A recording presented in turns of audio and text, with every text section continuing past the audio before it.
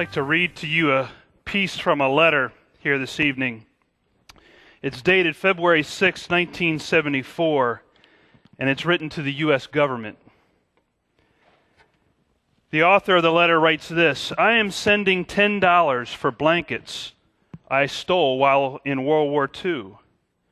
My mind could not rest. Sorry, I'm late. Signed by an ex-GI. And he put, P.S., I want to be ready to meet God. Do you all know about the Conscience Fund? The government the United States Treasury has a Conscience Fund. And it started in 1811 when the president received $5 in the mail for something that had happened previously, and the person wanted to make restitution for what they had stolen previous to that. And so this Conscience Fund was started in 1811. There's estimated anywhere from $3.5 to $5 million has been sent to this fund since 1811 from different people feeling their consciences in later in life tugging at them for something that they did long ago. Most of them are from military folk, but there are folks who worked for the government who wrote in, and even other citizens of the United States. One woman wrote in because she had used a stamp twice. She had not paid for it once, but used it twice, so she wrote in and sent the money in for that. There was an older gentleman who had put a quarter and some pennies on a railroad track to watch the train come by and flatten them. So he later in life sent $1 into the U.S. government because he knew that it was illegal to do that, to damage money, and he also wanted to make restitution for that. There was a government employee that stole 4 pens from the office and repaid the government for them later after retirement. You think about this and we sit here and we think, well, that's rather minor, don't you think? Here's my favorite. Can I read another letter? This is my favorite letter right here. Dear Internal Revenue Service, I have not been able to sleep at night because I cheated on last year's income tax. Enclosed, find a cashier's check for $1,000. If I still can't sleep, I'll send you the balance. I just think it's like I want to go a little bit there, but don't ask me to pay too much for my guilt, But there's something about the fact that we have a conscience.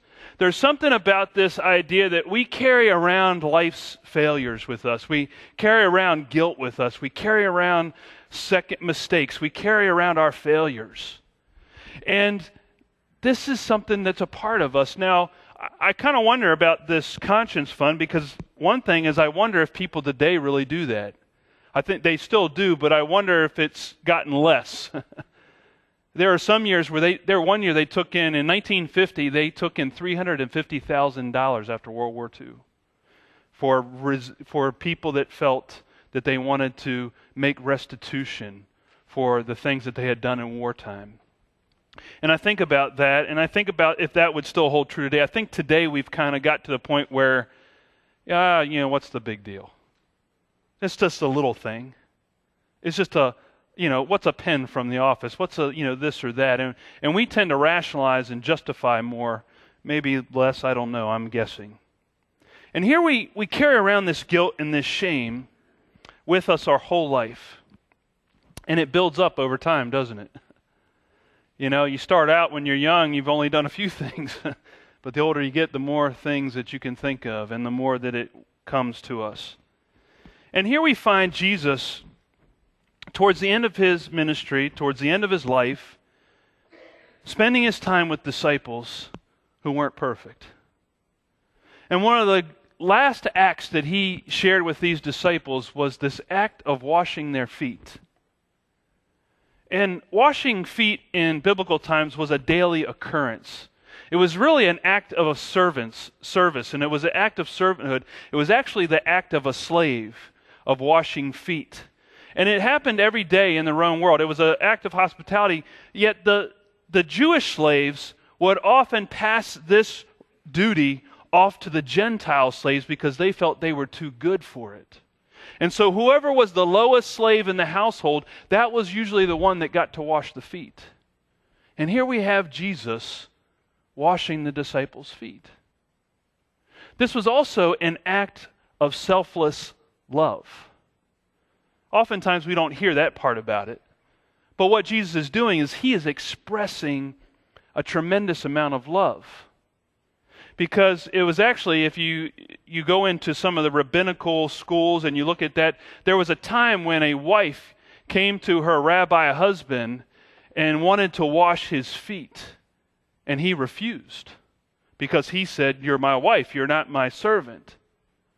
But she insisted that she be allowed to wash his feet because she wanted to express her love to him. And he refused again, and so she took him to court. Look, this is in the historical writings. She took him to court and said that I should be allowed to wash my husband's feet because of my extreme devotion and love to him. It is an act of honor and love for me to be able to do this for my husband. And she also added, and I don't want any other woman touching his feet. But she wanted to honor and to express her love. And so what Jesus is doing, think about this. Jesus is with his disciples, and he is saying, this is some of the last moments he has with them. He wants to express his love for his disciples to them. And so this was not only an act of service, it was an act of love. And love does what? Love covers over a multitude of sins. And that's also what's going on here. Because this act of washing, and Peter confronts him about it, doesn't he? He says, you're not going to wash my feet. Kind of the same thing the rabbi said to his wife. You're not going to do this. Jesus says, I have to do this. Not only for Jesus' act of love, but I need to do this for you, Peter. Because my act of love will cover over a multitude of sins. This act is a spiritual cleansing for you, Peter, and for everyone in this room. This is an act of spiritual cleansing, and every religious group on the planet has some spiritual act of cleansing that has to do with water and washing and baptism and ritual cleansing. We even use expressions today like, well, I wash my hands of it. I'm not going to worry about it anymore. And that's what's going on here. It's this act of spiritual cleansing, of love covering over a multitude of sins. Now, I don't know about you, but we actually have a multitude of sins, most likely in our lives. You all received a rock on your way in, right? And this is, as Tom said on the way in, it's not for stoning the pastor. Well, yeah, save it for later, right, Rod? But, also Jesus said, let he who is without sin cast the first stone. And so I'm in good company here tonight, aren't I? But we hold on. I want you to just hold on to this for a minute because this is going to represent something for us this evening. Stones, Jesus said the stones would cry out when he came in on Palm Sunday. But tonight, and it's also interesting how stones are something that could be used to hurt someone. But tonight I want us to think of them as weight. I want you to feel the weight of that stone and feel the heaviness of the stone.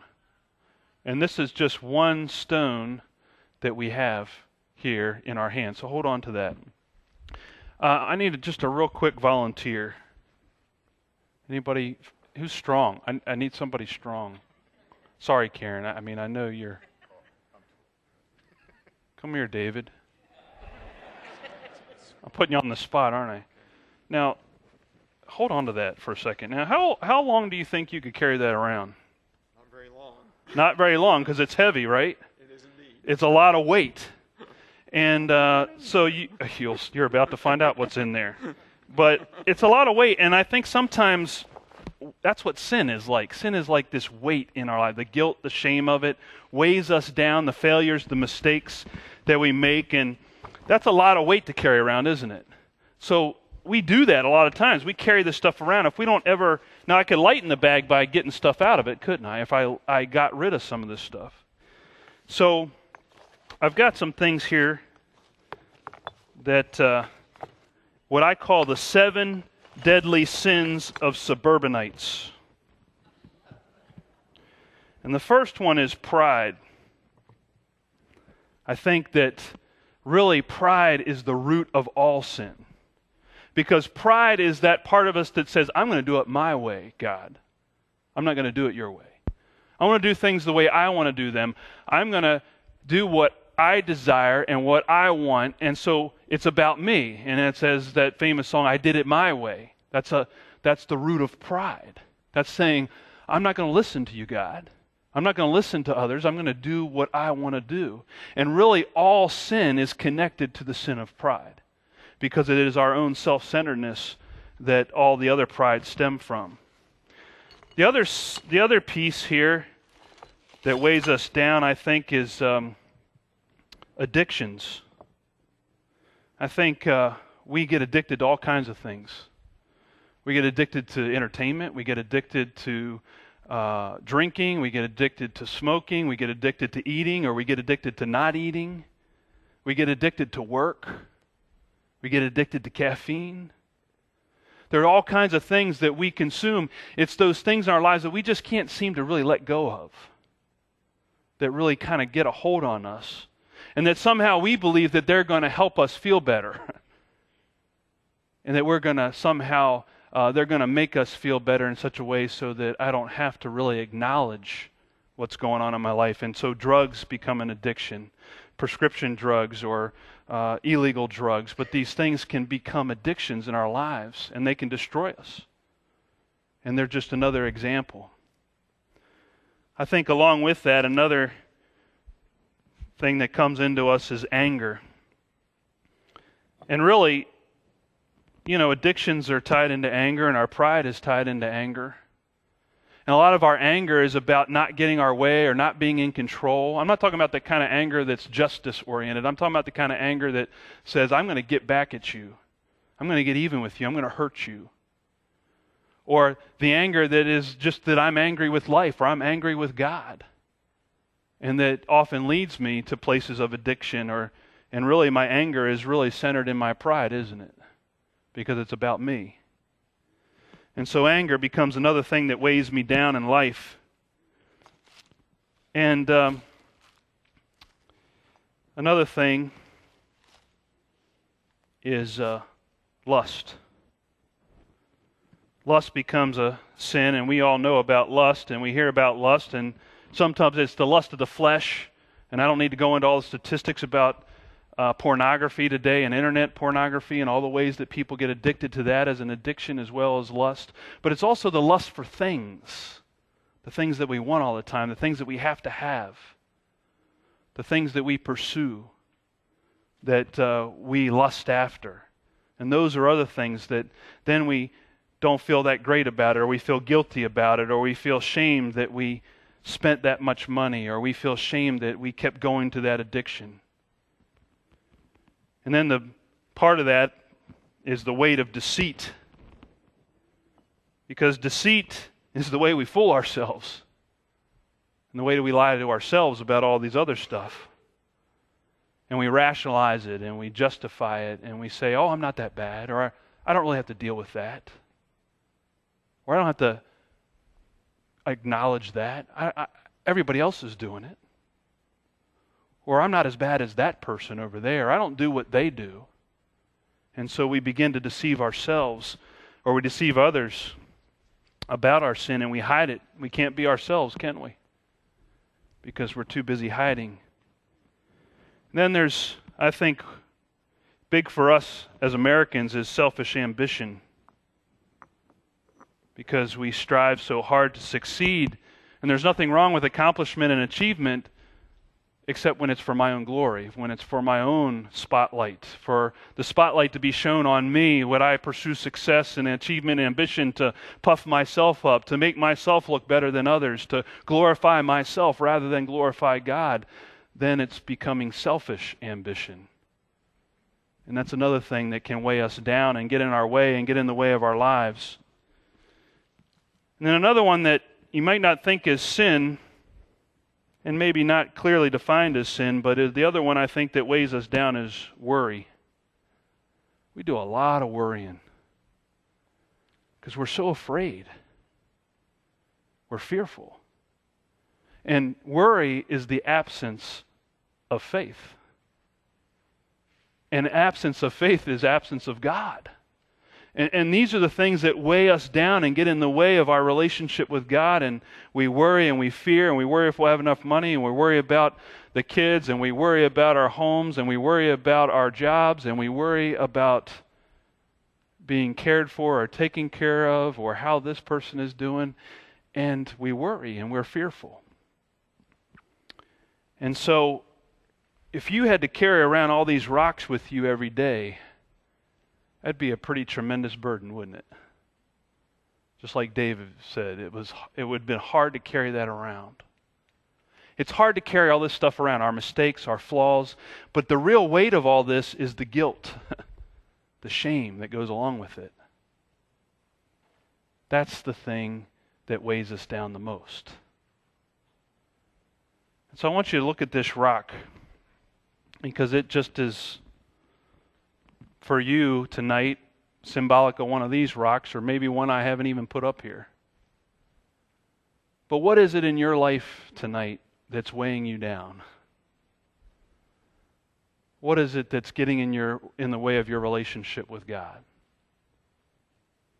What is it that keeps gnawing at you? And here's what I'd like to ask you to do. When you come up for communion this evening, whatever this is for you, I'd like to invite you to just put it in the cleansing waters of this bowl and release it. And let go of it. Because that's what Jesus did. He wants to wash your feet. He wants to cleanse your soul and my soul. That's Christ's act of love for each of us here this evening. That you and I would be spiritually cleansed. That just as feet pick up dirt and grime as they walk through the streets and rocks, our hearts pick up shame and guilt as we go through life. And this is our opportunity to let go of it. To let the healing waters of Christ wash it away. And then after you drop it in the water and you're ready to let go of it, then I invite you to come and take communion and receive God's grace in your life. The other act of love that Christ pointed us to, His life on the cross. So I invite you to come in just a few moments.